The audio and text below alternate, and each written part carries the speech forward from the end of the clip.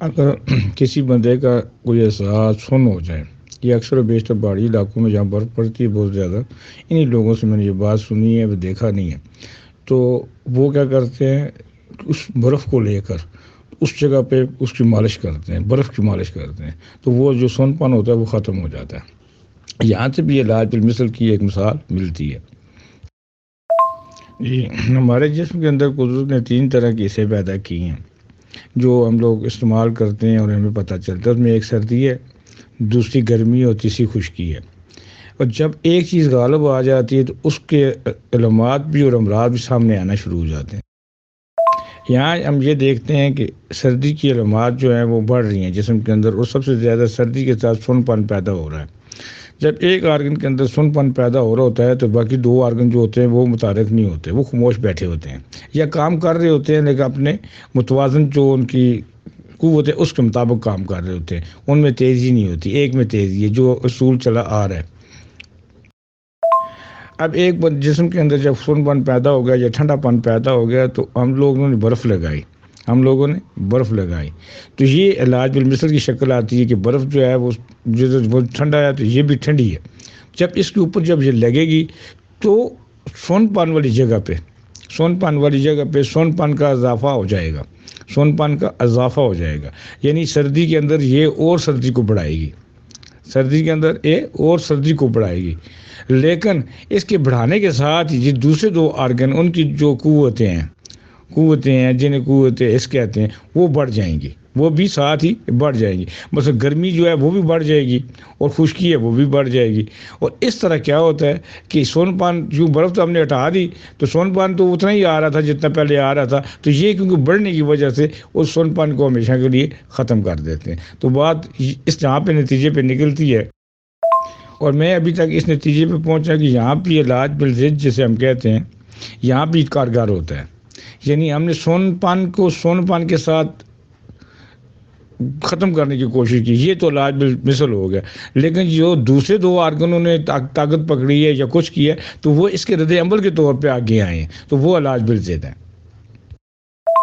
جی، یہاں پر پھر ثناء اللہ صاحب کی جو بات ہے وہ دل کو لگتی ہے، بلکہ ٹھیک لگتی ہے، لیکن پھر بھی اگر کوئی اور وضاحت کرنا چاہے تو ضرور کرے تاکہ اور مزید اس پہ نکھار پیدا ہو اور ہمیں علم جو ہے نا روح کار لانے کا طریقہ کار پتہ آ جائے۔ جیسے ابھی بیٹھے بندہ کو ہوتا ہے نا خیال آتا ہے یا علام ہوتا ہے، یہ نام ہی کہہ رہے ہیں، خیالات بھی کہہ سکتے ہیں کہ سون پن کا علاج سون پن کے ساتھ کیا جائے، یعنی یہاں ٹھنڈی کو ہوگی ہے یا انگوٹھا ٹھنڈا ہو گیا یا ہاتھ ٹھنڈا ہو گیا تو آپ اوپر برف لگائیں، تو یہ برف کا ریئیکشن جو ہوگا ٹھیک ہے وہ اس کے تو اوپر وہ ہوگا، ٹھنڈک کو تو زیادہ کرے گی، لیکن یہ دوسرے 2 حصے ہیں ہماری وہ بڑھ جائیں گی، یعنی خشکی اور گرمی بڑھ جائے گی۔ جو ہی وہ بڑھ جائے گی تو وہ غالب آ جائیں گے۔ اصل میں غالب وہ آتی ہیں خشکی اور گرمی غالب آتی ہے، ٹھنڈک غالب نہیں آتی، خشکی اور گرمی غالب آتی ہے، جس کی وجہ سے مریض ٹھیک ہو جاتا ہے۔ تو برف چونکہ عارضی ہوتی ہے، برف تو ہٹ گئی، لیکن جو غالب آنے والی چیزیں ہیں وہ مستقل ہوتی ہے، مریض ہمیشہ کے لیے ٹھیک ہو جاتا ہے۔ اس میں اس طرح نتیجے پہ پہنچتا ہے کہ ایک ٹائم پہ جب ہم لوگ علاج کر رہے ہوتے ہیں، چاہے ہم علاج بالمثل کیوں نہ کر رہے ہوں، اگر تو مرض ہلکا ہے پھر تو چلو ٹھیک ہے جی، آپ ایک سنگل ریمیڈی کے ساتھ آپ گزارا کر سکتے ہیں یا ٹھیک ہو سکتا ہے پیشنٹ، لیکن اگر مرض کی شدت ہے تو پھر ہم نے اگلے 2 آرگن جو ہوتے ہیں جن کے اندر کمزوری اور شدت کمزوری پائی جاتی ہے ان کا بھی علاج کرنا اس وقت ضروری ہو جاتا ہے، ان کا علاج کرنا بھی ضروری ہوتا ہے۔ جہاں ہم سون پن کا علاج سون پن کے ساتھ کرتے ہیں تو وہاں بالضد طور پہ ان لوگوں کو ان جو کیفیات ہیں، جو طاقت ہے یا قوتیں ہیں، ان کو بڑھانا بھی ضروری ہوتا ہے، اور یہی طریقہ کار بالکل صحیح ہے۔ میں نے ایک نقشہ بنا کے بھیجا تھا، آپ لوگوں کو پتہ نہیں یاد ہو کہ نہ ہو، کہ اس میں 4 خانے بنے ہوئے تھے۔ پہلے میں مثل میں نے دوائیاں لکھی ہیں، درمیان میں اس کی مرض کی تشریح لکھی ہے، اور اس کے آگے جو تقویت مرض ہے، اور اس کے آگے کمزوری مرض ہے، اور جو کمزوری مرض والا خانہ آتا ہے وہاں جو علاج بالضد آتا ہے وہ علاج بالضد ہوتا ہے، اور اسے ہم نے یہاں بالمثل دوائیاں دے رہے ہوتے ہیں، وہاں ہی ہمیں اس وقت مجبوراً علاج بالضد کی دوائیاں بھی دینی ہوتی ہیں۔ اور جو درمیانہ کھانا آتا ہے اسے ہم پرہیز کروانا پڑتی ہے، ہمیں وہاں پرہیز کروانا پڑتی ہے، تب جا کے پیشنٹ ٹھیک ہوتا ہے۔ یہی ایک اصول ہے اور اسی اصول کو میں اپنایا ہوا، بلکہ میں دوائیاں اسی اصول پہ دیتا ہوں، لیکن بات میں بعض دفعہ اتنی جلدی سمجھ نہیں آتی بات کو، بلکہ بات اتنی جلدی سمجھ نہیں آ سکتی کہ ایکسپلین کیسا کیا جائے۔ سب سے بڑا مشکل دنیا میں کام یہ ہے کہ کسی چیز کو صحیح طرح ایکسپلین کرنا، تو یہ ہے اصل وضاحت اس کی۔ السلام علیکم ورحمۃ اللہ وبرکاتہ۔ ڈاکٹر صاحب، ہو سکتا ہے وہ سن پن گرمی کی زیادتی کی وجہ سے ہو؟ گرمی کی زیادتی میں اعضاء میں اس میں اعصاب میں تسکین آ جائے گی، تو وہاں پہ اس کو جب برف کی مالش کی جائے گی تو جو اس برف نے وقتی طور پہ وہاں پہ ٹھنڈک پیدا کی تو اس نے گرمی کا توڑ کیا، تو یہ ضروری تو نہیں ہے کہ وہ بالمثل کے طور پہ کر رہی ہے، مطلب اب ہمیں کنفرم یہ بھی تو کرنا ہوگا نا، وہ سنپن اعصاب کی تسکین کی وجہ سے ہے یا اعصاب کی تحریک کی وجہ سے ہے؟ اعصاب کی تحریک میں تو سنپن ہو نہیں سکتا، اور اعصابی تحریک ہوگی تو ٹھنڈک ہوگی۔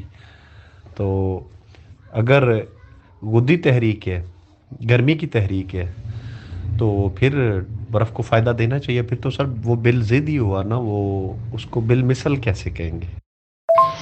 جی ڈاکٹر صاحب، سون پن ہے فالج، تو اس کا مطلب ہے کہ جو جس بندے کو فالج ہو جائے تو ہم اس کو برف کھلائیں گے، برف لگائیں گے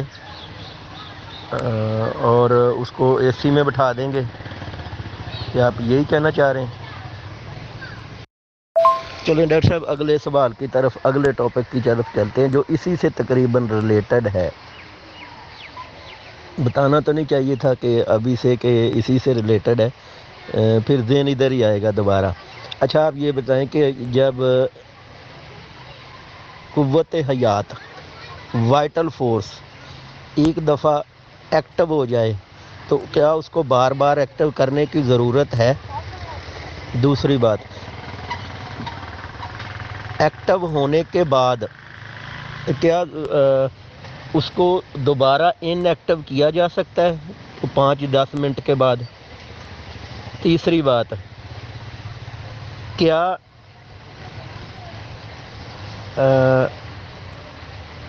وائٹل فورس کی ایکٹیو ہونے میں شدت آ سکتی ہے؟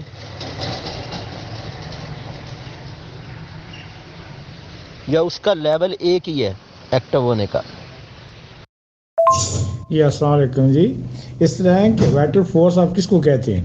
پہلے تو یہ ہے کہ یہ بتائیں کہ آپ کی نظروں میں وائٹل فورس کیا ہے، جبکہ ہماری نظروں کے اندر وائٹل فورس ایک تو روحانی قوت ہے جو اللہ کی طرف سے انسان کے جسم کے اندر موجود ہے، باقی جو ہے وہ تین جو ہیں وہ جسمانی قوت ہے، مطلب دل کی وائٹل فورس اپنی ہے، جگر کی اپنی ہے اور دماغ کی اپنی ہے۔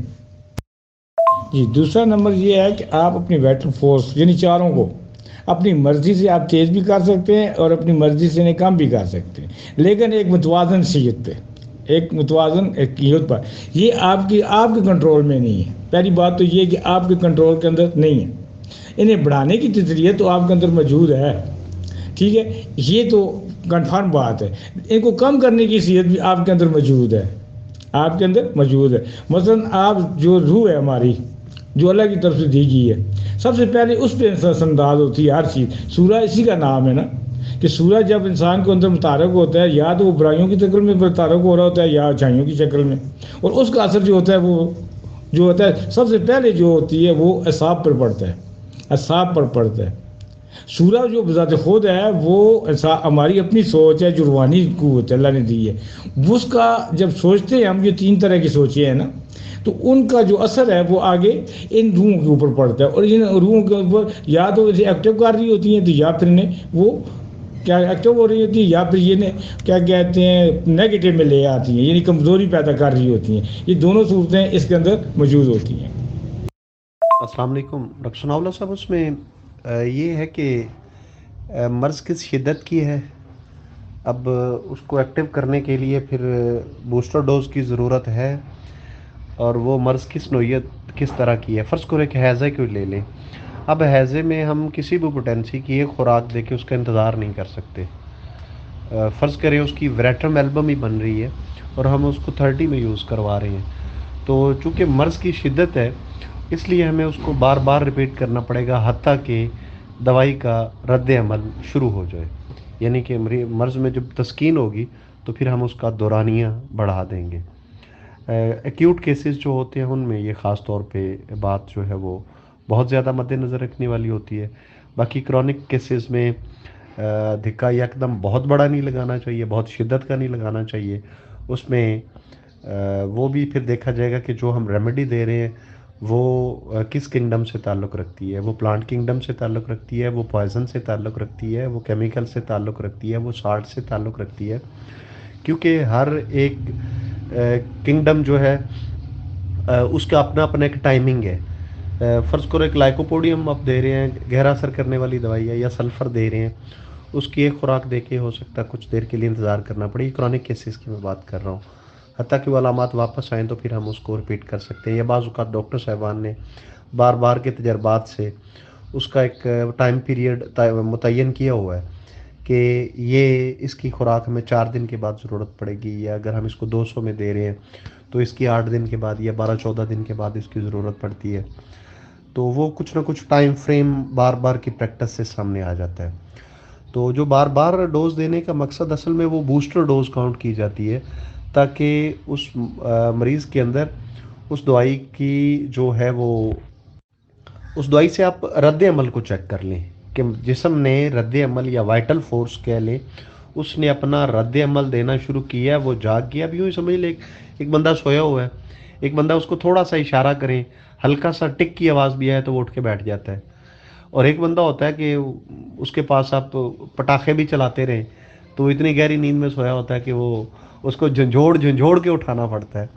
تو یوں سمجھ لیں کہ جس طرح ہماری قوم جو ہے وہ بڑی گہری نیند سوتی ہے تو اس کو جگانے کے لیے زیادہ جھنجھوڑنا پڑتا ہے.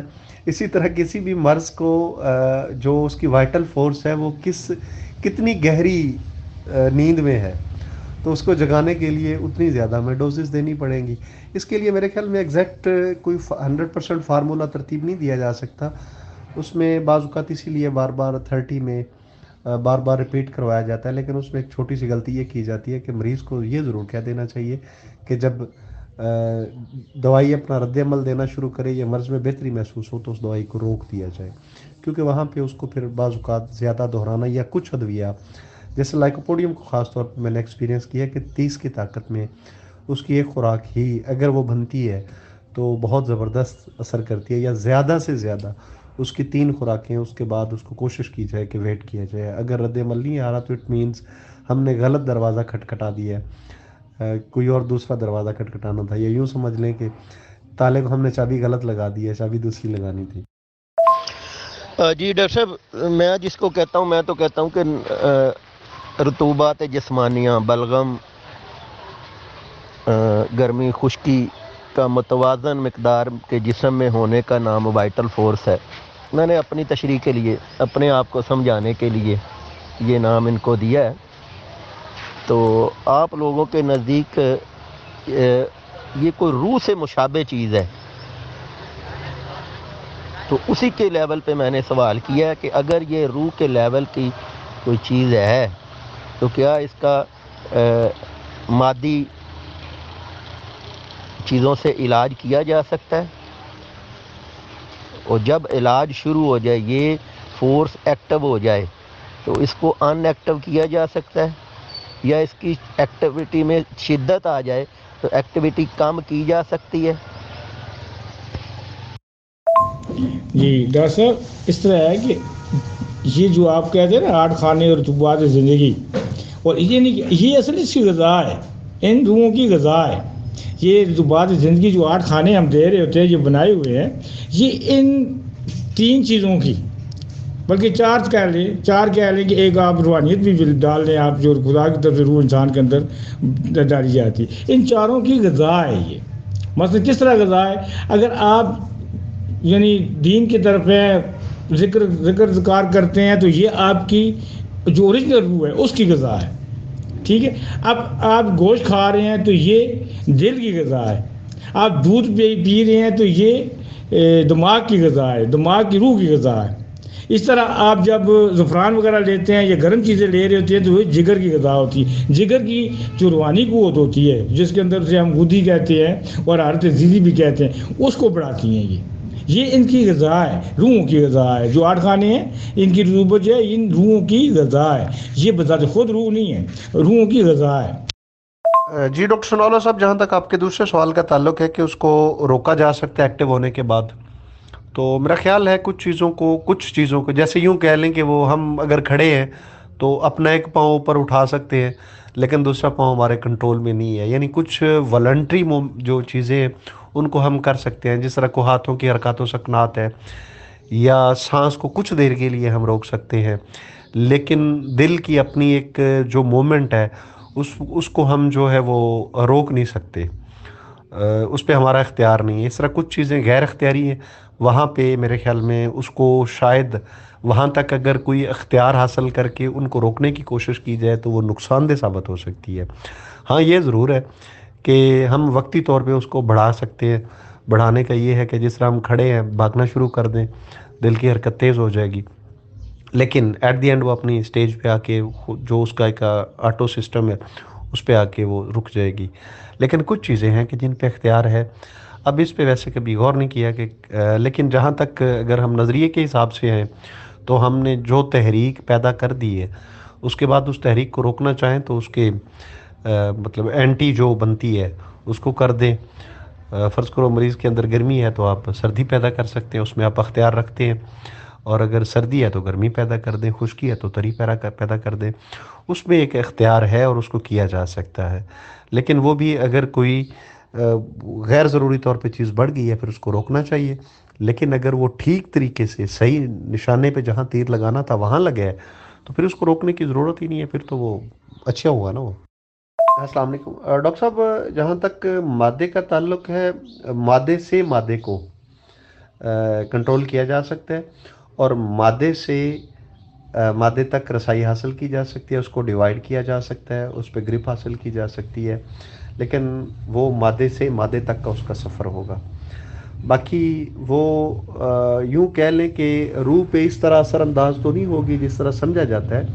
ہاں یہ ضرور ہے کہ اگر اس چیز سے جو ہم نے ایکٹیو کی ہے وہ جسم کے اندر اگر اس نے کوئی ڈیزاسٹر کی ہے, کوئی تبدیلی کی ہے, تو اس کا ناخوشگوار اثر یا ذہنی بے چینی جو ہے اس حد تک اس پہ اثر انداز ہوگی. لیکن ایسا نہیں ہو سکتا کہ ہم کسی نیک کو گناہ گار بنا دیں یا کسی گناہ گار کو ہم پارسا بنا دیں دوائیوں کی مدد سے.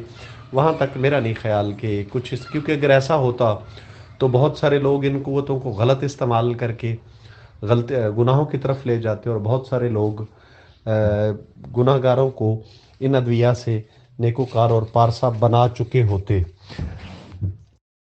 ڈاکٹر صاحب یہ جو آپ نے جواب دیے ہیں نا, یہ مطلب کہ وائٹل فورس کچھ اس طرح کی چیز لگ رہی ہے جیسے کوئی مادی چیز ہو, جبکہ یہاں کہا گیا ہے کہ روح جیسی چیز ہے. وائٹل فورس روح جیسی چیز ہے. تو سوال میرا وہیں پہ ہے, یہ تو دل جگر اور اعصاب کو آپ وائٹل فورس کہہ رہے ہیں نا, وہ تو ٹھیک ہے, وہ تو میں کہتا ہوں, لیکن میں اس چیز پہ آپ کو لانے کی کوشش کر رہا ہوں کہ جو آپ نے کہا کہ روح جیسی کوئی چیز ہے, تو کیا وائٹل فورس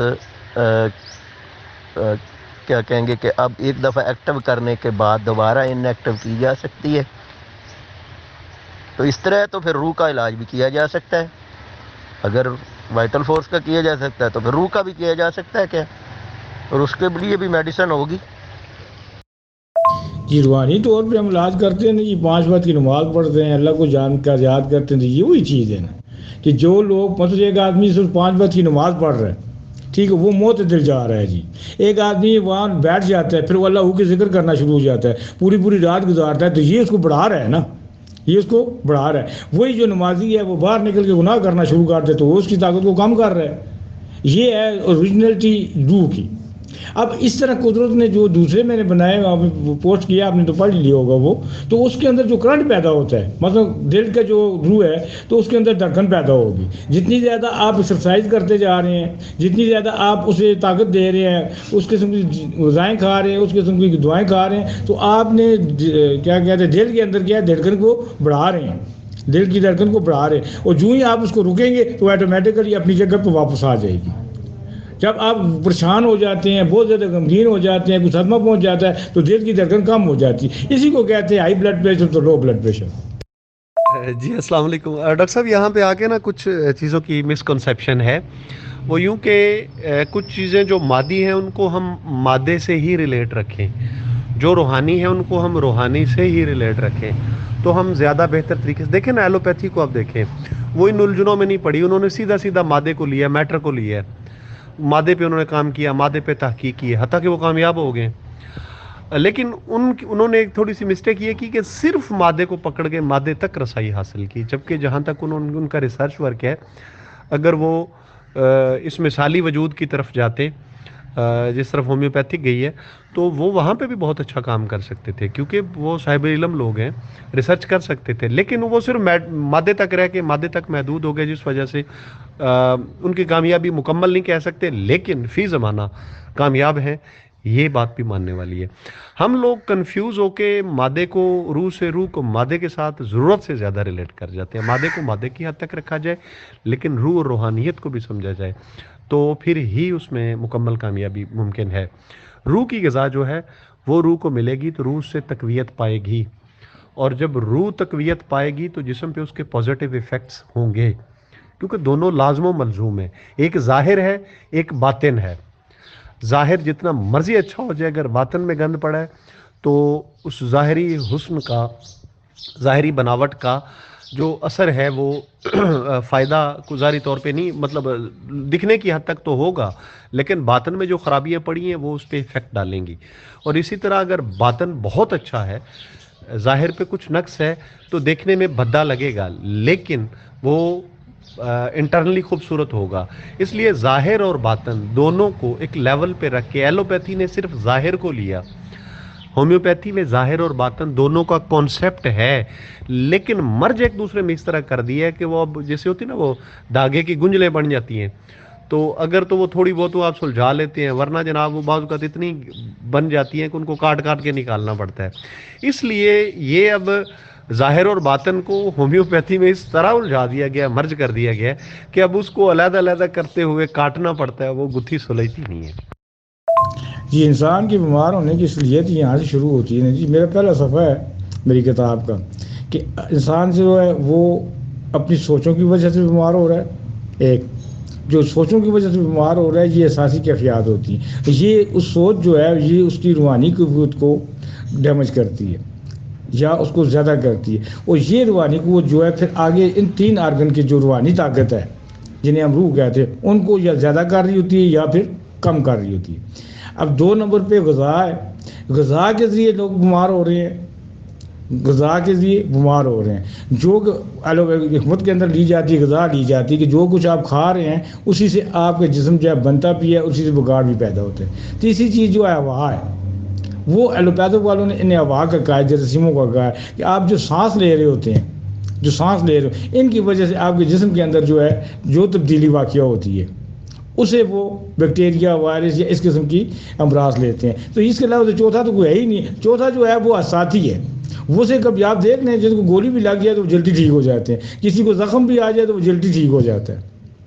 لیکن اگر اسی کے ساتھ آپ یہ دیکھ لیں کہ کسی کے صدمے کی وجہ سے کچھ تکلیف ہو جائے تو وہ جلدی ٹھیک نہیں ہوتا تو وہ بھی صدمے ہی ہے.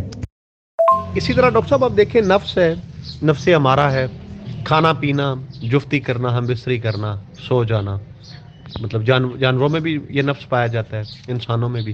اب لہذا اگر انسان اسی حد تک کہ اپنے کو محدود کر لے تو وہ نفس ہمارا کا غلام بن جاتا ہے. اس کے ایفیکٹس بھی ظاہر پہ بھی جائیں گے، باطن پہ بھی جائیں گے. اسی طرح لفظ لوامہ ہے، نفس ملمہ ہے، نفس مطمئنہ ہے. ایک نفس ایسا ہے کہ پتہ نہیں اب لوامہ ہے یا ملمہ ہے، وہ ظاہری طور پہ گاڑی، کوٹھی، بنگلہ، یہ وہ اس طرح کی چیزیں چاہتا ہے.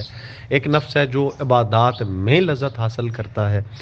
تو ایک نفس ہے جو دل اور روح کی صفائی کی طرف چلا جاتا ہے، مطمئن ہو جاتا ہے. الا بذکر اللہ تطمئن القلوب، اس مقام پر پہنچ جاتا ہے. اس میں وہ باطن کی صفائی ہو رہی ہے. یا یوں کہہ لیں کہ نفس ہمارا کا اگر کوئی تحت چلا گیا تو پھر وہ اس کے باطن میں خرابی آ گئی.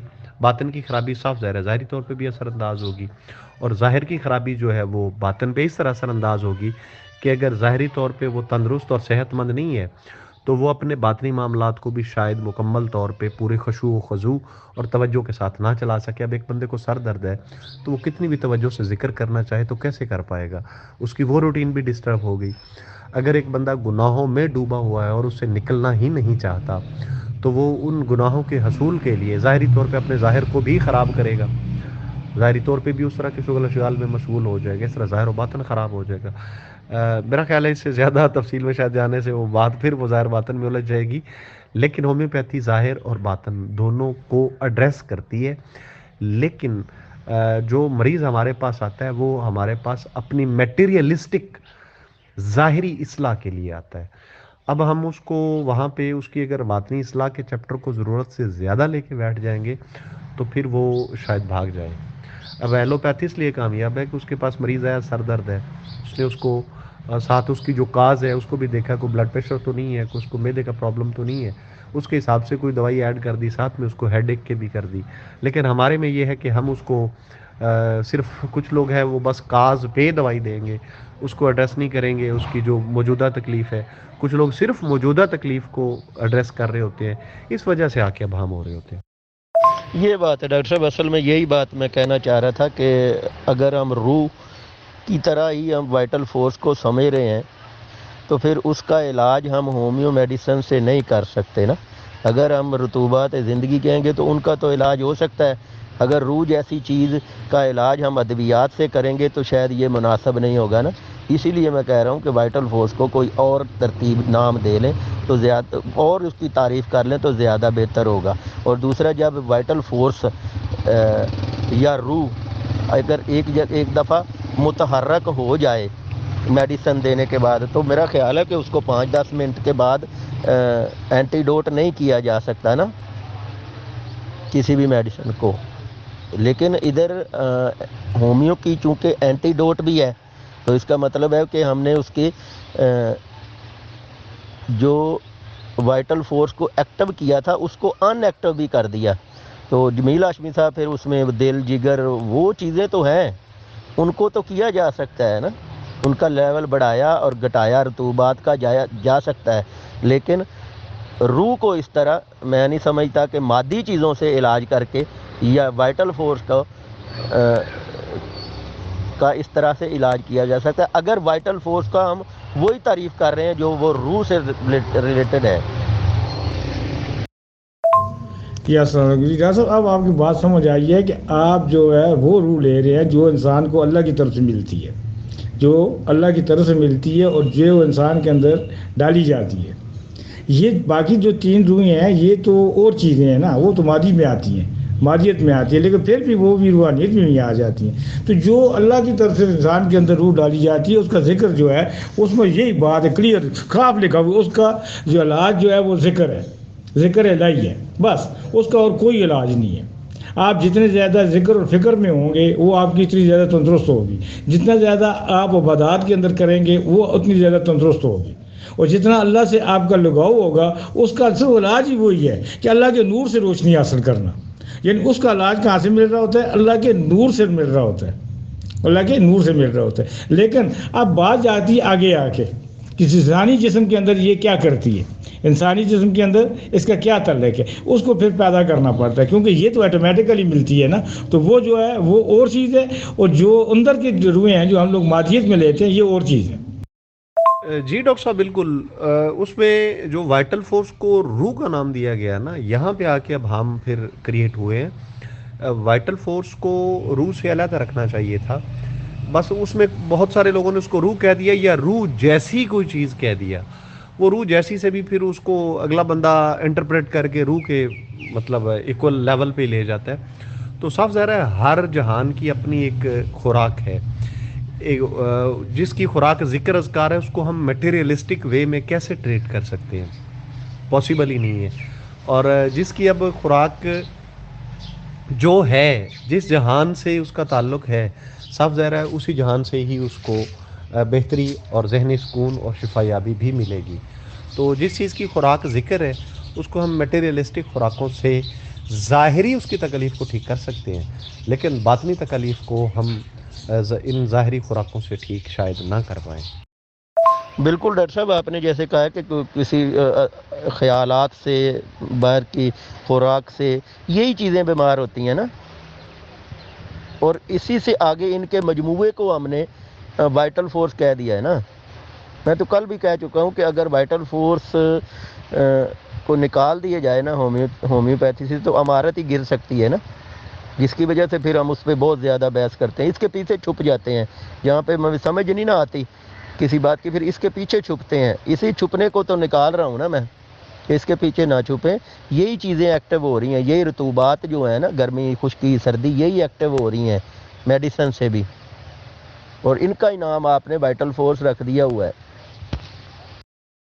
جی، انسانی جو اوریجنلٹی روح ہے، جو اوریجنل روح ہے، جب بھی ہم کوئی بھی گناہ کرتے ہیں یا کچھ بھی ایسی کوئی کیفیت کرتے ہیں تو وہ کہاں اٹھتی ہے؟ کیونکہ اسے تو پتہ ہوتا ہے کہ جہنم نظر آ رہی ہے نا، ہمیں نظر نہیں آتی، اسے پتہ ہوتا ہے کہ سامنے جہنم ہے اور نظر آ رہی ہے اسے، تو جب ہم گناہ کی طرف جا رہے ہوتے ہیں تو وہ جہنم کی طرف زیادہ سلک جاتی ہے، ٹھیک ہے؟ تو اس کی وجہ سے کیا ہوتا ہے، وہ کہاں اٹھتی ہے، اب کہاں اٹھنے کے جو سائڈ افیکٹ پڑتا ہے وہ ہمارے جسم کے اوپر پڑتا ہے، اس کا جو سائڈ افیکٹ پڑتا ہے وہ ہمارے جسم پہ پڑتا ہے، اور جس قسم کی ہم حرکت کر رہے ہوتے ہیں اسی قسم کا جو ہمارا آرگن ہوتا ہے وہ مبتلا مرض ہو جاتا ہے۔ ڈاکٹر صاحب، یہاں پہ ہم نا سورا کو بھی تھوڑا سا ضرورت سے زیادہ ادھر انٹرپریٹ کر کے خیالات کی طرف، سورا کو ہمیں میڈیکلی ڈیفائن کرنا چاہیے تھا، جس طرح ہم نے سائیکوسس اور سفلس کو اور سکروفیولس کو ڈیفائن کیا ہے، اس کی تعریف کی ہے ظاہری طور پہ جو مادی وجود ہے اس کے لحاظ سے، سورا کو بھی ہمیں اسی لیول، اسی اینگل سے سوچ کے اس کو مادیت کی طرف لانا چاہیے تھا، اور جو جہاں پہ باطن کا تعلق آ جاتا ہے وہاں پہ پھر باطن کے معاملات خالی سورا کے ساتھ تعلق نہیں رکھتے، باطن سفلس کے ساتھ بھی تعلق رکھتا ہے، باطن سائیکوسس کے ساتھ بھی تعلق رکھتا ہے، باطن سکروفیولس کے ساتھ بھی تعلق رکھتا ہے۔ اس اسٹڈی کو اس سے سپریٹ کرنے کی ضرورت ہے، اس کو اگر ہم اس کے بیچ میں مرج کریں گے، یا سورا کو جس طرح ہر ڈاکٹر صاحب نے بہت زیادہ سورا کو جو ہے وہ باطن کے ساتھ ریلیٹ کر دیا، سورا کی جو میٹیریلسٹک اپروچ ہے اس کو ہم لوگوں نے بالکل نظر اندازی کر دی ہے۔